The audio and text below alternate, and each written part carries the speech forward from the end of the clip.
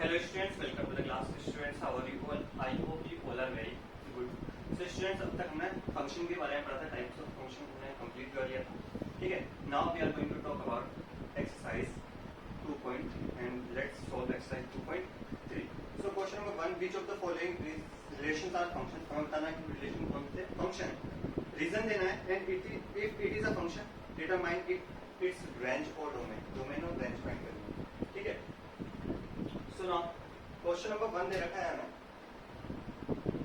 Question number 1 का first question है हमारे पास क्या 2,1 5,1 8,1 and there is 11,1 and there is 14,1 and last 17,1. Okay, so there is 7 ordered pair, 6 ordered pair. Okay, so let's solve. हमें find करना है कि it is a domain, it is a function or not. तो हमें बताना है कि function है या नहीं है. तो फंक्शन के लिए क्या कंडीशन बताई थी मैंने कि फंक्शन वो होता है जब किसी रिलेशन के जितने भी डोमेन में जितने भी एलिमेंट है, जितने भी डोमेन में एलिमेंट है, सबकी एक इमेज हो. क्या हो सकती? एक यूनिक इमेज. यानी कि किसी भी एक पर्टिकुलर एलिमेंट की दो इमेजेस ना फॉर्म हो. Let's say it is a and it is B. There is the element 1, 2 and there is 1, 2, 3, 4, 5. तो आप ये नहीं कह सकते कि A B, ठीक है ना. A 1 का रिलेशन A से B है, 1 का रिलेशन B से B. तो इस कंडीशन में यानी कि जो डोमेन है हमारे उसमें जो एलिमेंट है उसकी कितनी इमेज बन रही है? 2 इमेज फॉर्म हो रही है. जब 2 इमेज वहां पे फॉर्म हो रही है तो वहां पे फंक्शन तो निकल आएगा ना. वो जब 2 इमेज फॉर्म होती है तो फंक्शन निकलाता है, वो रिलेशन कहलाता है. फंक्शन होने के लिए जितने भी डोमेन में एलिमेंट है सबकी एक यूनिक इमेज फॉर्म हो रही हो जो आपका सेट डी है. यानी कि 1 की इसमें हो रही है, 2 की ए में हो जाए कोई बात नहीं, ठीक है, 3 की बी में हो जाए, 3 की बी में हो जाए, 4 की बी में हो जाए. ठीक है. किसी जो देखो 1 की एक इमेज बन रही है, 2 की भी इमेज बन रही है, जितने भी सेट ए में एलिमेंट है सभी की एक इमेज बन रही है, वो बी के बन रही है, यूनिक इमेज बन रही है. किसी की भी दो इमेज फॉर्म नहीं हो रही है. तो उस कंडीशन में क्या होता है? फंक्शन होता है, अदरवाइज फंक्शन नहीं होता है. ठीक है ना. तो यहाँ पे देखते हैं हमारे पास एलिमेंट है 2 की इमेज क्या है? 1. अब देखते हैं 2 डोमेन में कोई और एलिमेंट है नहीं. 2 में कोई एलिमेंट है नहीं. यानी कि ऐसी इसी तरीके से 5 देखो. अब इसको मैंने बाइंड डायग्राम बनाया, इसमें लिखा मैंने 2, 5, 8, 11, 14, 17 एंड देयर इज रेंज 1, 1, 1, 1, 1, 1. सबकी किससे इमेज बन, यानी कि 2 भी 1 से, 5, 8 भी 1 से, ये भी 1 से, ये भी 1 से और 14 भी 1 से. सब किससे रिलेटेड? सबकी इमेज क्या है? 1 है. लेकिन ऐसा नहीं है कि 2 की इमेज 1 के अलावा भी कोई है. यानी कि 2 इमेज नहीं बन रही है, एक ही इमेज बन रही है ना. यानी कि given relation is a function because every element of domain has a unique one unique image. कितनी? 1 unique image. एक ही इमेज 1 unique एक इमेज बन रही है. फिर 1 इमेज भी लिख सकते हो, 1 इमेज. ठीक है ना. यूनिक मत लिखो, कोई बात नहीं. कितनी इमेज बन रही? 1 इमेज बन रही. That's why it is the function. So domain देखो, every first element of ordered pairs is called domain. कितना आता है डोमेन में? आता है यानी कि 2, 5, 8, 11, 14 and 17. और रेंज में जो एलिमेंट आते हैं उनके एवरी सेकंड एलिमेंट जो भी होता है ना ऑर्डर्ड पेयर में, वो किस में आता है? रेंज में आता है. यानी किसी भी रिलेशन का फंक्शन का सेकंड जो ऑर्डर्ड पेयर में जो सेकंड एलिमेंट होता है क्या होता है? रेंज होता है. सबकी रेंज क्या है? 1 है. ये हो गया हमारा answer. Let's move to the second question. So question number 2 is there is a relation 2,1 4,2 6,3 8,4 10,5 12,6 14,7. So there is a relation. ठीक है. We have to find that it is a function of not. ठीक है. मैं फिर show कर रहा हूँ कि फंक्शन कैसे शो करते हैं. ये कोई मैंने 2 सेट किए. इसमें आ जाएंगे डोमेन, इसमें रेंज लिख देते हैं। तो 2 4 6 8 10 12 14, इसमें एलिमेंट है 1 2, सेकंड एलिमेंट क्या 3 4 5 6 7। अब देखो 2 किससे रिलेटेड है, 1 से, 4 2 से, 6 3 से, 4 8 से, 10 5 से, 12 6 से एंड 14 7 से। यही तो है, ये तो जैसा ना। तो जब ये दे रखा है यानी कि सबकी क्या इमेज बन रही है, एक ही इमेज बन रही है, सबकी सारे एलिमेंट की क्या बन रही है, एक ही इमेज बन रही है। That's why we can say that it is a function. अच्छा समझना है इसको, क्योंकि ये जो फंक्शन है ना वो बहुत जरूरी है आपने पढ़ाई करनी ना, जितने भी आपके चैप्टर पढ़ेंगे। ठीक है, सो लिख दो every element of domain has one and only one image in codomain। या फिर रेंज कह सकते हैं कि सेट ए को सपोज कर लो, इसको सेट बी कह सकते हैं, फिर आप कह सकते हो क्या in set B. So this relation is a function. ये क्या है, फंक्शन। एंड अगर इसका हम डोमेन की बात करें तो जितने भी ऑर्डर पेयर के फर्स्ट एलिमेंट होते हैं वो डोमेन में आते हैं, यानी कि क्या आ जाएंगे 2 4 6 8 10 12 14 and the range is every second element of order pair range में आता है, यानी कि 1 2 3 4 5 6 एंड 7। ओके बच्चों, दैट इज योर आंसर। इस तरीके से हम क्वेश्चंस करते हैं। I hope it is clear to you. ये होगा हमारे 2 क्वेश्चन। अब चलते हैं नेक्स्ट क्वेश्चन, क्वेश्चन नंबर 3 की ओर। बिफोर दैट प्लीज रुक जाओ, let's solve third part. So third part में है क्या, 1 3 रिलेशन दे रखा है 1 3 1 5 2 5।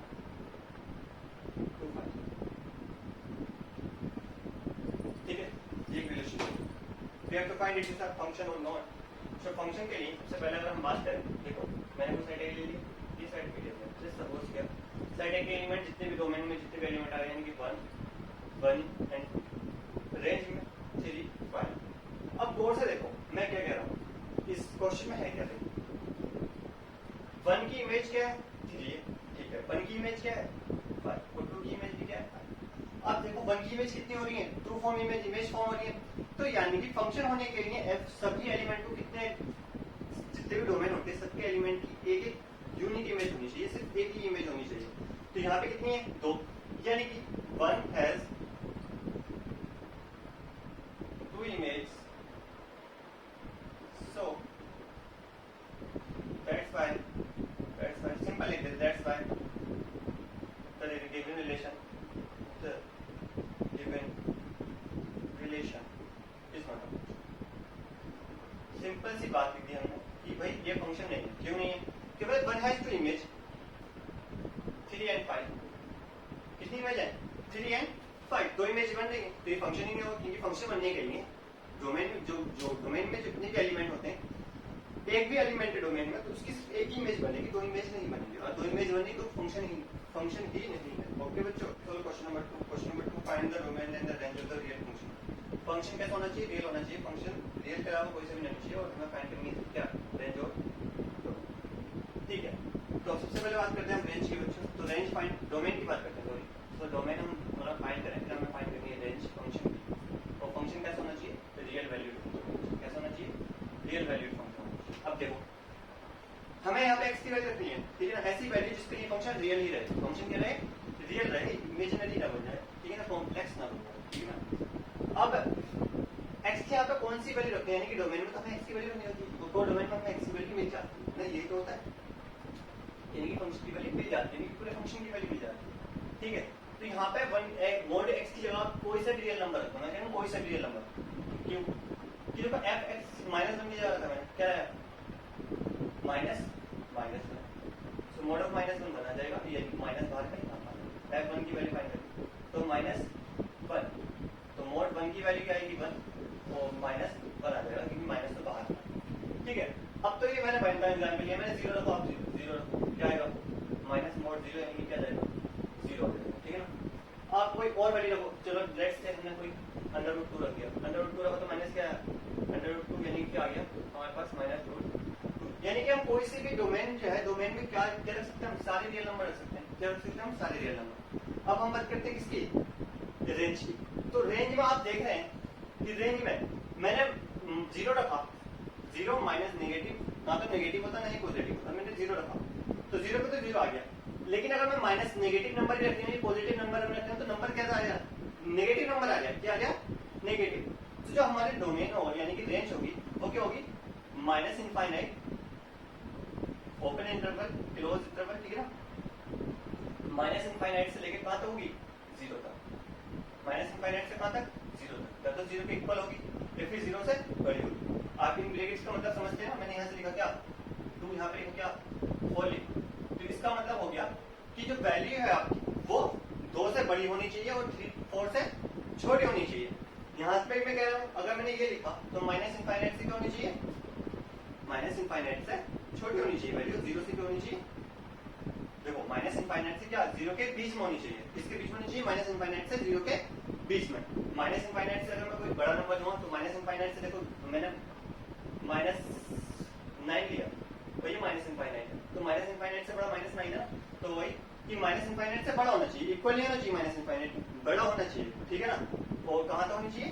0 तक, ठीक है ना। फिर चलते हैं इसके क्वेश्चन नंबर सेकंड पार्ट पे हम इसके। तो सेकंड इज और 0 के इक्वल या फिर 0 से छोटी होनी चाहिए। ओके बच्चों, समझ गए ना? और कोई डाउट हो तो पूछ लेना, ठीक है ना। या फिर आप इस तरीके से भी लिख सकते हो, उसकी जो रेंज होगी हमारी वो क्या होगी? देखो माइनस इनफाइनाइट से क्या होगी? बड़ी होगी एक्स की वैल्यू, लेकिन 0 के इक्वल या फिर 0 से छोटी होगी, ठीक है ना। इस तरीके से भी आप लिख सकते हैं कि for every x is equal, ठीक है ना। Now let's move to the second question. Second is f(x) is equal to 9 minus x square. f(x) is equal to 9 minus x square. यहाँ पे x की वैल्यू रखेंगे, डोमेन में क्या रखेंगे? डोमेन देखते हैं सबसे पहले। तो डोमेन में हम क्या क्या रख सकते हैं? जो वैल्यू कैसा है? Real valued function. देखो अगर मैं डोमेन में 1 रखूं तो 1 रखूं तो √9 माइनस 1 का स्क्वायर 1 होता है, √8 which is a real number. मैं 2 रखूं, 3 रखूं, 3 रखूं तो क्या आएगा? 9 माइनस 3 का स्क्वायर 9 यानी कि क्या आ जाएगा? 0 आ जाएगा, तो 0 आ जाएगा। मैं अगर रखूं 4 तो वैल्यू क्या आ रही है? 9 माइनस 16 यानी कि क्या आ रहा है? Minus 7। This is not a real number. कैसा नंबर नहीं है?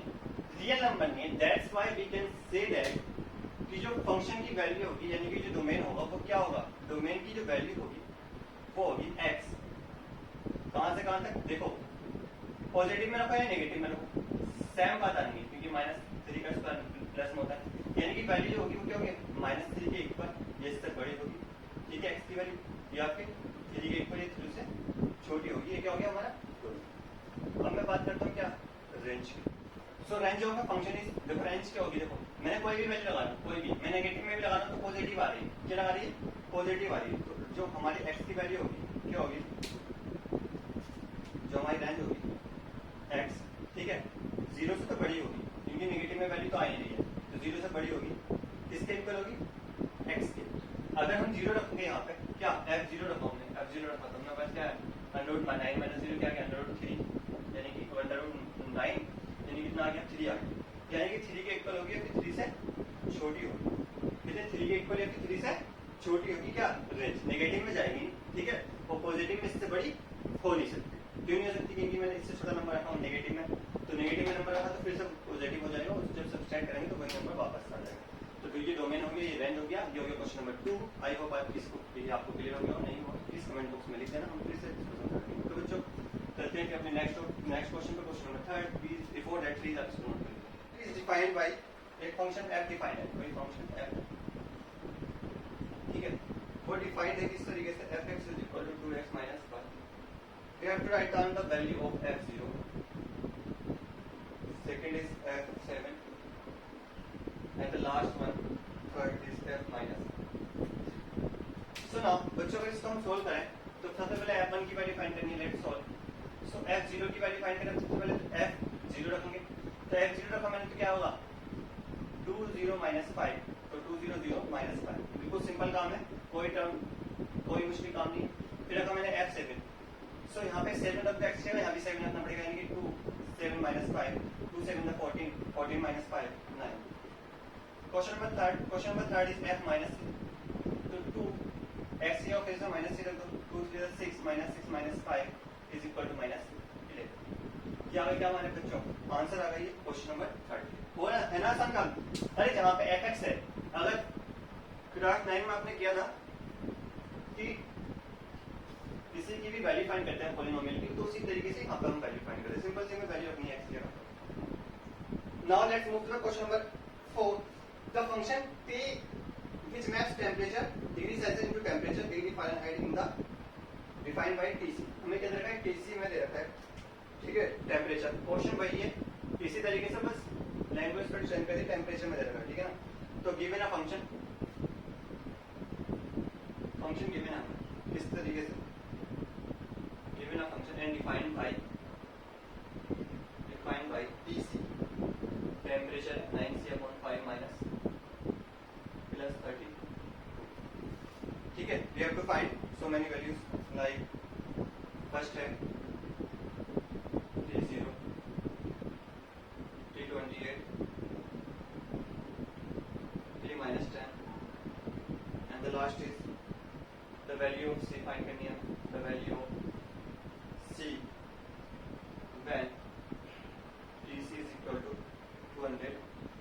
ये सारी चीजें रखी है, इस तरीके से हमें क्वेश्चन हमें सॉल्व करना है कि हमें पूछा गया है कि T0 फाइंड करो, आप T28 फाइंड करो, ठीक है।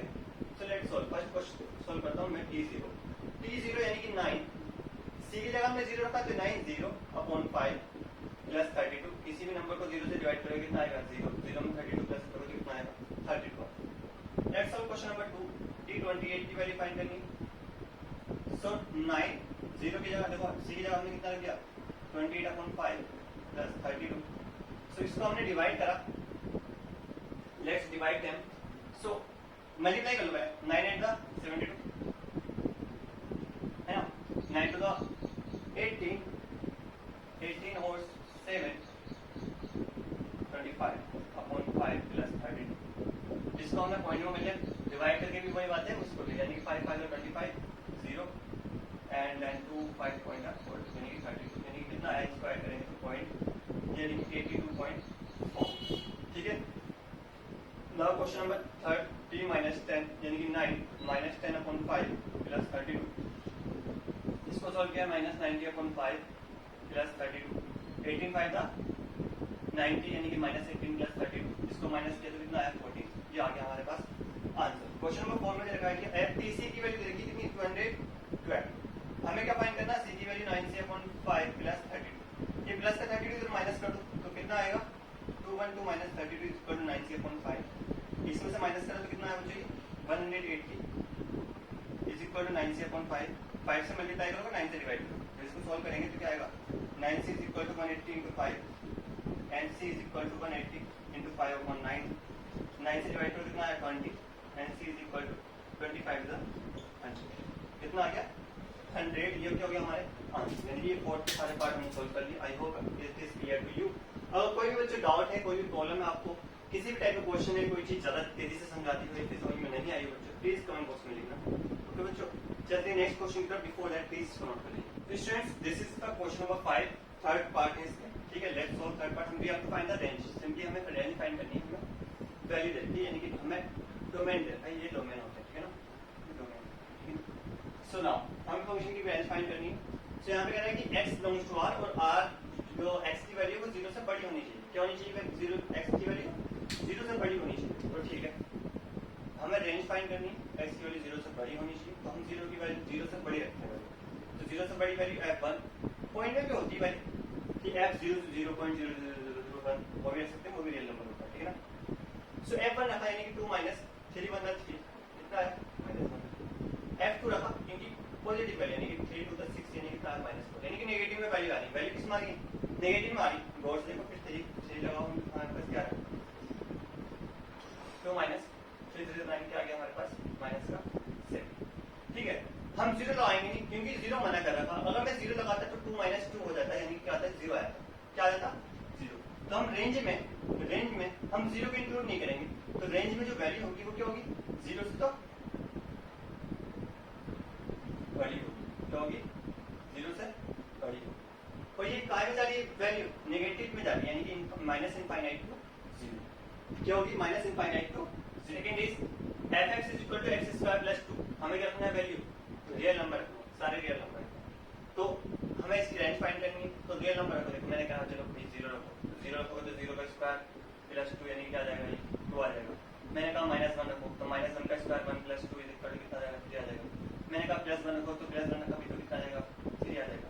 यानी कि आप देखना कि निगेटिव वैल्यू नहीं आ रही यहाँ। मैंने निगेटिव में कोई सा नंबर रखो, माइनस निगेटिव रखो, तो two to the four plus two यानी कितना आ गया, सिक्स आ गया। ठीक है, यानी कि कोई भी निगेटिव वैल्यू नहीं आ रही है। ठीक है ना। अगर रेंज हम, अगर डोमेन में हम x बिलोंग्स टू r दबा रहे हैं, कोई सी वैल्यू क्या आ रही है, नेगेटिव नहीं आ रही है। तो यानी कि जो इसकी रेंज होगी वो क्या होगी, देखो 2 से 2 के इक्वल या फिर 2 से बड़ी और माइनस इनफाइनाइट तक जाएगी। कहाँ तक जाएगी, माइनस इनफाइनाइट तक जाएगी। यानी कि 2 से बड़ी, माइनस इनफाइनाइट से छोटी वैल्यू। मैंने ये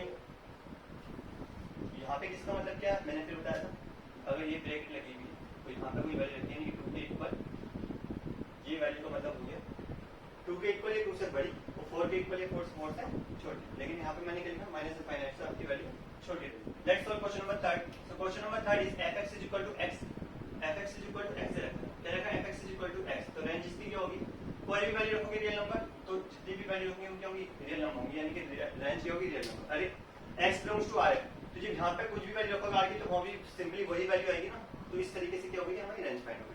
आई hope everything is clear to you. कोई भी डाउट हो, किसी भी टाइप की कोई प्रॉब्लम, प्लीज कमेंट बॉक्स में जरूर लिख देना। फिर चलते हैं हम अगले पीरियड में, तो अगले लेक्चर में हम पढ़ेंगे मिसलेनियस एक्सरसाइज के बारे में। ठीक है।